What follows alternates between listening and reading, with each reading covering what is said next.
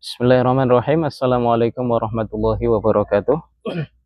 Alhamdulillah, salatu wassalamu ala alihi washabihi wa mawala. Alhamdulillah, kaum muslimin yang dirahmati Allah Subhanahu wa taala. Alhamdulillah atas segala kemudahan dari Allah Subhanahu wa taala. Hari ini kita memasuki puasa yang ke-15 ya. Alhamdulillah, pada kesempatan kali ini kita akan menyampaikan sekelumit kisah tentang peperangan Ain Jalut, atau kita mengambil sebuah referensi dari kejadian-kejadian penting pada peristiwa di bulan Ramadan. Puasa tanggal 15 ini berkaitan dengan kejadian besar dan penting dalam sejarah umat Islam, yaitu peperangan Ain Jalut. Sedangkan kalau menurut sumber versi yang lain di dalam kitab Bangkit dan Runtuhnya Dinasti Mamluk, atau buku yang membahas tentang seorang komandan Saifuddin Al-Mudzaffar Qutuz, maka di situ tertulis bahwa peperangan Ain Jalut terjadi pada tanggal 25 atau 26 Ramadan. Terkait khilaf atau perbedaan tanggal tadi, kita kesampingkan dulu. Mudah-mudahan kita bisa mengambil sebuah pelajaran dari kisah peperangan atau ibrah peperangan dari Ain Jalut.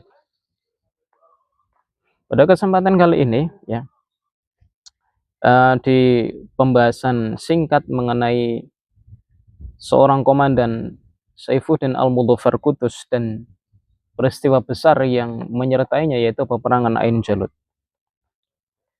Saifuddin Al-Mudzaffar Qutuz adalah salah satu panglima ataupun sultan yang terkenal di kalangan dinasti Mamluk, yang mana dinasti Mamluk ini merupakan penerus dari dinasti sebelumnya, diawali dari daulah dinasti Turki Saljuk, kemudian digantikan oleh dinasti Zangkiyah, dan kemudian dilanjutkan oleh dinasti Atabik, kemudian dilanjutkan oleh dinasti Ayyubiyah. Dinasti Ayyubiyah runtuh dan kemudian digantikan oleh dinasti Mamluk. Dan di antara komandan ataupun sultan yang pertama dalam memimpin daulah dinasti Mamluk ini adalah Sultan Saifuddin Al-Mudzaffar Qutuz. Meskipun beliau memerintah dalam dinasti Mamluk ini tidak sampai genap dalam 1 tahun, tapi satu peristiwa penting yang menyertai beliau diantaranya adalah kejadian peperangan Ain Jalut, yang mana peperangan ini merupakan titik balik kaum muslimin ya.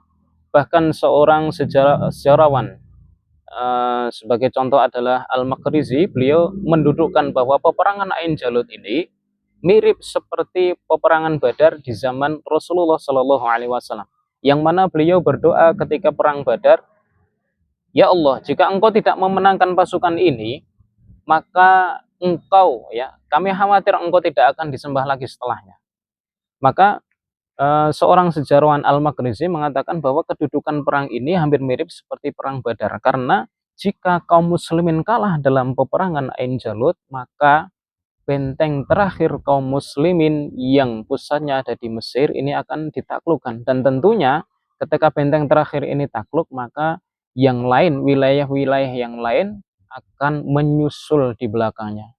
Bahkan orang Eropa pun menyatakan jika seandainya Kesultanan Mamluk Mesir tidak bisa menghancurkan atau mengalahkan pasukan Mongol dalam peperangan Ain Jalut, maka bisa dipastikan atau kemungkinan besar Eropa tidak akan mengalami namanya Renaissance atau masa kebangkitan. Kenapa? Karena bangsa Eropa saat itu tidak mengalami kebangkitan dan berada di bawah kekuasaan bangsa Mongol atau Tartar.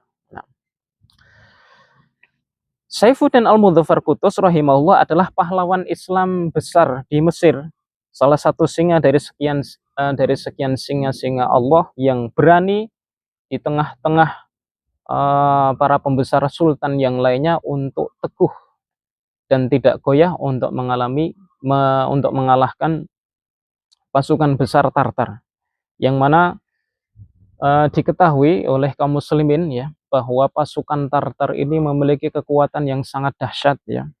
Dimulai dari penaklukan atau ya ekspansi besar-besaran yang dilakukan oleh bangsa Tartar ketika mereka berhasil menguasai wilayah belahan dunia Islam, wilayah timur, dari wilayah negara Khwarizmi, kemudian semakin berjalan ke barat, yaitu berhasil meluluhlantakkan Daulah Abbasiyah di Baghdad.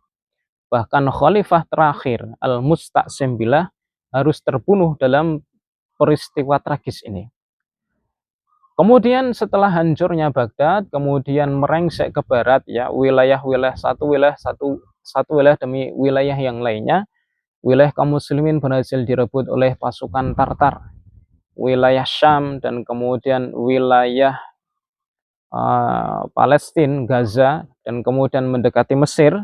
Ini hampir semuanya ditaklukkan oleh pasukan Tartar. Tinggal menyisakan benteng terakhir, yaitu Kesultanan Mamluk yang ada di Mesir, yang saat itu kesultanan ini dipimpin oleh Sultan Saifuddin Al-Mudzaffar Qutuz.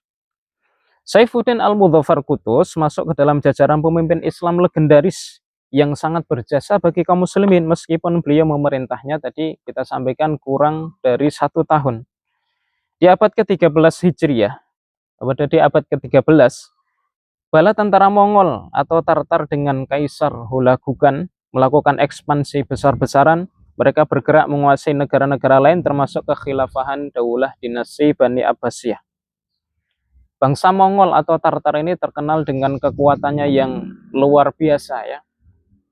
Mereka hampir bisa mengalahkan setiap wilayah yang kemudian mereka kuasai.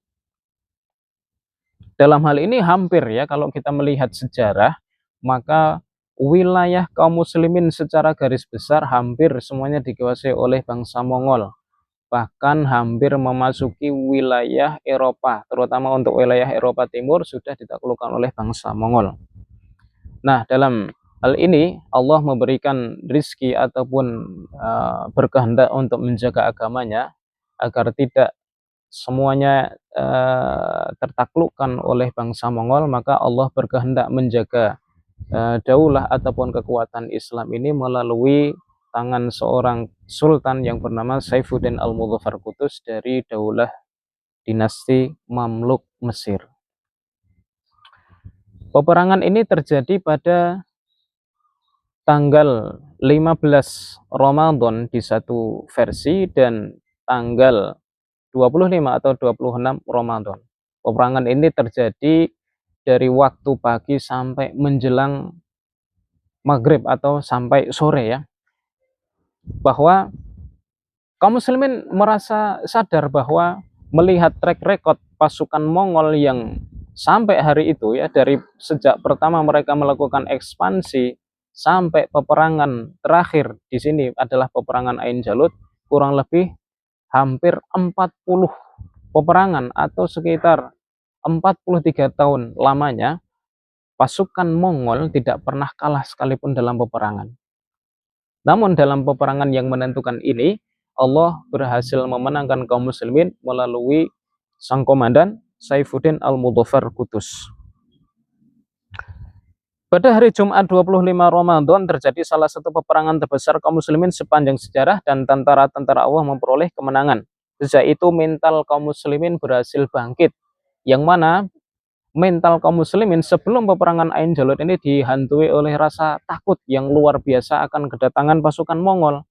Karena di dalam benak mereka ketika pasukan Mongol ini menghancurkan kaum muslimin, menaklukkan kaum muslimin, maka mereka hampir pasti bisa dikalahkan. Nah, peperangan inilah yang kemudian menjadi titik balik kaum muslimin, dan bahkan ada hal yang sangat menarik di sini, bahwa setelah pasukan Mongol berhasil membumi hanguskan wilayah Baghdad atau kekuasaan strategis kaum muslimin kala itu, justru tidak sampai setengah abad bangsa yang menaklukkan tadi justru masuk ke dalam wilayah atau memasuki agama orang yang ditaklukkan. Dalam hal ini mereka banyak yang kemudian memasuki agama Islam. Dan ini termasuk hal yang jarang kita temukan dan jarang terjadi. Sebuah bangsa yang menaklukkan suatu bangsa yang lainnya, tapi justru mereka ini memasuki agama yang ditaklukkan. Ini sesuatu yang jarang. Dan di antara titik baliknya tadi adalah pada peristiwa Ain Jalut.